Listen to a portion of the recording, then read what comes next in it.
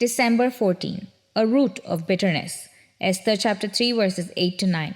Then Haman said to King Ahasuerus, "There is a certain people scattered and dispersed among the people in all the provinces of your kingdom. Their laws are different from all other peoples, and they do not keep the king's laws.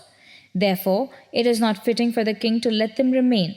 If it pleases the king, let a decree be written that they be destroyed, and I will pay 10,000 talents of silver into the hands of those who do the work, to bring it into the king's treasuries." In his book Feelings Are Vital Signs, Dr. William Gaylin points out that resentment often arises when we believe we aren't getting what is due us from another person. We feel unfairly cheated or betrayed, and brooding leads to all kinds of trouble. Gaylin's description fits Haman perfectly. Because Mordecai refused to bow to him, Haman's resentment grew into bitterness. He became embittered not only with Mordecai but towards all those of Jewish descent. His bitterness festered until he was willing to pay 10,000 talents, about $20 million, of silver to extract his revenge. Bitterness, however, costs much more than money.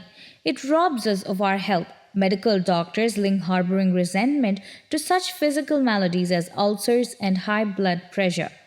But more than that, in the life of a Christian, bitterness destroys our intimacy with the Lord. The Bible teaches that bitterness is a sin. Ephesians chapter 4 verse 31 and Hebrews chapter 12 verse 15.